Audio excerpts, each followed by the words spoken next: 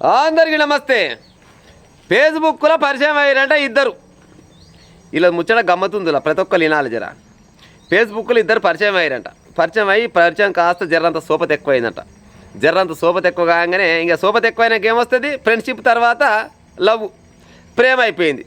ఇక ప్రేమ అయిపోయినాక ఏముంటుంది, ఇక కామమే ఉంటుంది. అది కామనే. అది అయితే చాటింగ్లు చేసుకుంటా ఊరంట. ఒకళ్ళదేమో భువనగిరి, ఒకళ్ళదేమో రాజమండ్రి.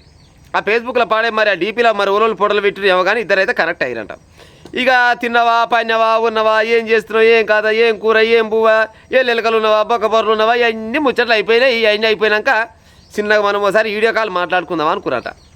దాందే ఉందిలే వీడియో కాల్ మాట్లాడుకుందామని వీడియో ఆన్ చేసుకురంట. వీడియో ఆన్ చేసుకోగానే అవతల ఉన్నాడు మొగోడేనట, ఇవతలు ఉన్నాడు మొగోడేనట. ఇక దుడురు కథ అయినా కానీ అట్లనే కంటిన్యూ చేసిరంట. అంటే ఈయనకి సర్పంచ్ లేడు, వానికి సర్పంచ్ లేడు.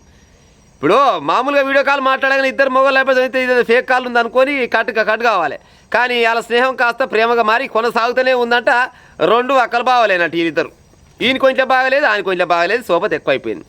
సోపత ఎక్కువ కాగానే ఈ భువనగిరిని అంట ఆ రాజమండ్రి వాడు ఏం చేసిండు, జర నాకు అవసరాలు ఎక్కువ అయిపోయినాయి, జర తప్పు కావాలి, జర అప్పిస్తావా అని అడిగిందట. ఇక గిన్నెలాగా మాట్లాడుకుని గీన్ తప్పియనా నీకు, దాందే ఉందిలే, ఎంత కావాలి నీకు అన్నట. ఏం తక్కువ కానీ ఒక 2 లక్షల రూపాయలు అప్పు కావాలి, అప్పియవా అని చెప్పినట. అనగా సరే అని మరి ఫోన్పేకి వచ్చిండా, గూగుల్ పేకి వచ్చిండా, లేకపోతే చేతికి ఇచ్చిండా, కానీ మొత్తానికి అయితే పైలు ఇచ్చిండట. ఇక కొన్ని రోజుల దాకా వీళ్ళు మొత్తం ఫోన్లలో మాట్లాడుకుంటా ఇక ఇట్టే మాట్లాడుకుంటాం. కానీ మనం మొత్తం న్యూడ్ కాల్స్ మాట్లాడుకుందాని అన్నట.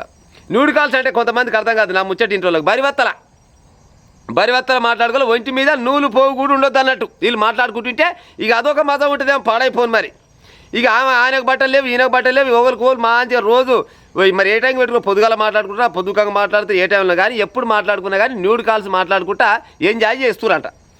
ఇక ఎంజాయ్ చేస్తూ అప్పుడోసారి ఇప్పుడోసారి ఆ పశల ముచ్చట ఏమో పలాంటి పశలేంటి ఇస్తాగరాదు అని ఈ రాజమండ్రి రోడ్డు చెప్పినట్టే భువనగిరిలోనికి.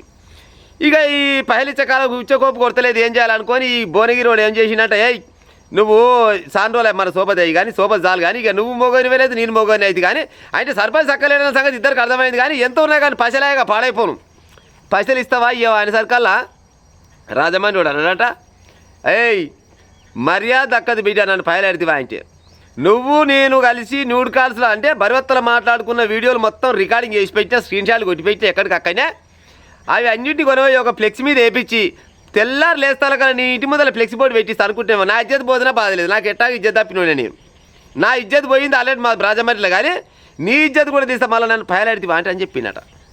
ఇక చూడు కథ ఆడి దగ్గరకు వచ్చి పోలీసు వాళ్ళ దగ్గరకు వచ్చిండు భువనగిరి రోడ్డు. మీ ప్రేమ నాశనం అయిపోను గారా, మీదేం ప్రేమ గదర్ ప్రేమ. అందుకోసం అంటారు ప్రేమ గుడ్డిది అంటారు.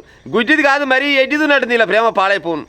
ఒకసారి కాకుండా ఒకసారి అన్నా మరి ఎట్టనైనా పాడైపోను. రేపన్నాడు మరి ఇద్దరం కలిసి ఉండాలంటే మరి ఎట్ట పాడవుతుంది, ఆడు మోగోడైనా నేను మోగోనేనా, ఆయన ఉంటే బలం లేదా ఈయన ఒకరు సరే అట్ట కూడా పాడైపోను. ఒకరికన్నా ఒకరు ఉంటే బలం ఉంటే ఇంకొంతో ఎట్నో పాడైపోను. 12 రకాల టెక్నాలజీ పెరిగింది. ఒకరిని పత్త కట్ చేసుకొని ఇంకోటి పింజాలు చేసుకుంటే ఎట్టో పాడేసి వస్తారు. కానీ ఆడికి అసంటోడే ఈడికి అసంటోడే. ఈ న్యూడ్ కాల్స్ మాట్లాడుకుంటాడు, ఈడేళ్ళల్లా బరివత్తలా మాట్లాడుకుంటాడు. రేపన్నాడు సంసారం చేస్తాడు లేడు.